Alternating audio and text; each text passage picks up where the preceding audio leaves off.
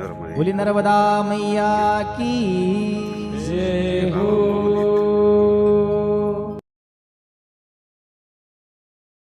नर्मदे हार. तर ह्या महाराजांचा अभ्यास थोडा बरा आहे.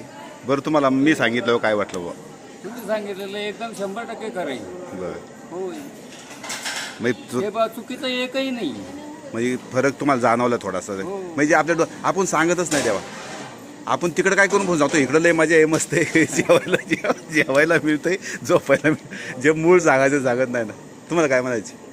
तर काल्पनिक मला कीर्तनकार भेटले होते ते महाराजांना, पण त्या आधी पण त्यांनी मला लय सांगितलं, पण मी त्यांना जरा दोन शब्द समजून सांगितलं. म्हणजे महाराज कीर्तनकारांचा बी धंदा झाला हो.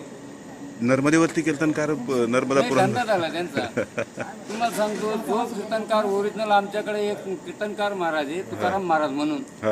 अहो पैसे नाही, बरोबर 1 रुपया घेत खूप नाही. आता त्यांनी नियम केला आता बरं का.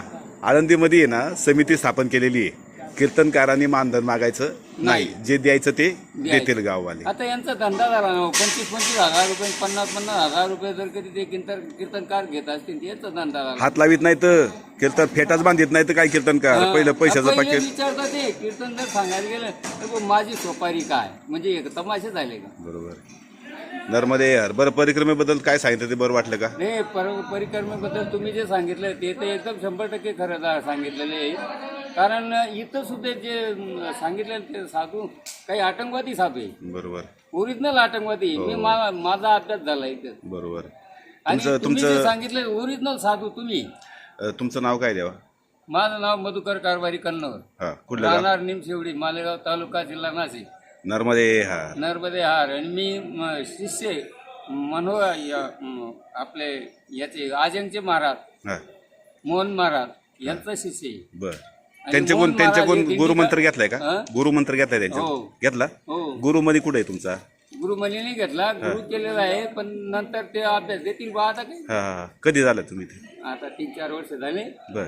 पण एवढा अभ्यास माणूस येतो मोहन महाराज सारखा असा महाराज मी पाहिला नाही. चालतंय आपण भेटू पैसे त्यांना कधी. कोणाकडून घेत नाही. बरोबर. चांगलं. आता त्याचं लग्नही नाही अजून. होय ना. एकदम संन्यास सारखा माणूस. बर. नर्मदे हार. नर्मदे हार. नर्मदे हार. नर्मदे हार. आपल्या सोबत वारकरी संप्रदायाची सगळी मंडळी आहेत. बोला महाराज, काय तुमचा अनुभव आहे ते सांगा. माझा अनुभव असा आहे, हा, मुराद हे गदड बांधलेलं आहे मध्ये, हा, आणि या गदड्याचं आता ते उदाहरण देतो मी.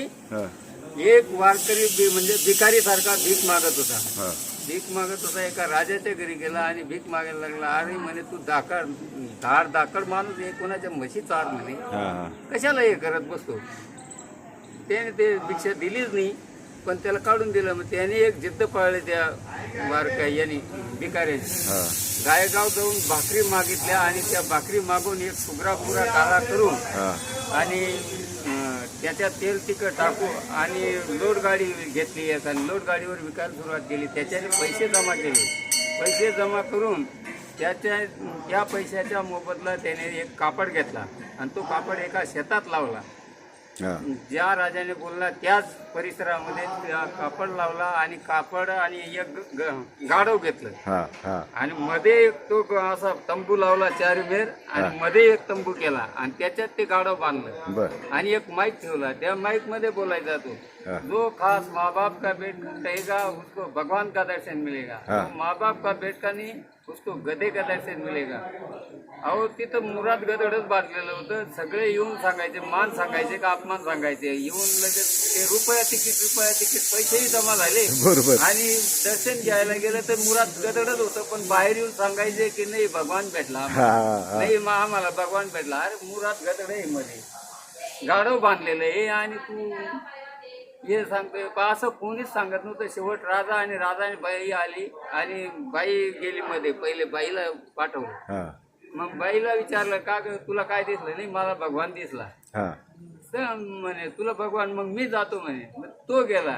तो जाऊ मग त्याला तो ज्या भिकाऱ्याने मग त्याचा हात पकडला. काय तुला काय दिसलं? गदड्या ज्या गाढवाजवळ गेला आणि मग हात पकडला की बा तुला काय दिसलं? म्हणजे मला गाढव. कारण सत्य बोलावं लागत होतं पहिले. तर गाढव दिसलं. मग सगळे लोक मायबापचे पोटचे झाले आणि तूच कस काय मायबापचा पोटचा, तुका दुसऱ्याचा आहे का? असं म्हणून मग सगळेच लोक मान सांगतात का अपमान सांगतात. तशीच परिक्रमाची ही गोष्ट आहे बरोबर आहे. की मान आणि अपमान कोणाला देव भेटला हे मला आजच सांगून दाखव, कोणालाच भेटलाय. फक्त एवढंच कृपा की बा आली मैया भेटून गेली आणि तिने रस्ता सांगितला, साफ चुकीचं आहे. म्हणजे कसं होतंय, माणसं सत्य परिस्थिती सांगण्यापेक्षा बावळच झाले ना हो सगळे लोक. आज निम नाशिक खाली झाले. अहो आता सुद्धा कीर्तनकार या बोंबून कीर्तनकार होते. अहो पैसा लेत दुनियाना पैसा लेत या काय कीर्तन. तुम्हाला काय माहिती देवा, हा? नाशिक किती टक्के खाली झाले? बरं, आता तुम्ही पुढचं सांगितलं होतं की काय म्हणलं होता, आपलं काय आहे पांडुरंग, काय ते पुढचं म्हणलं ना तुम्ही? विठ्ठल रुक्मिणी. हा, ते म्हणलं ना तुम्ही आपलं तिकडे ठेवलंय काय तरी म्हणतात. हा, ते आपलं तसं दुनियानं देवायचे काय बाय बार मराले इथला ते मराना टाइम देई लागत तुम्ही गिर सरायला खरं आहे का नाही? आई खोटी कल्पना येते. मग मला सांगा, तुम्ही श्रद्धाचे ना घर सेवा आणि घर दोन आजे आणि पाय पडल्या येऊ नका. नर्मदे. हा.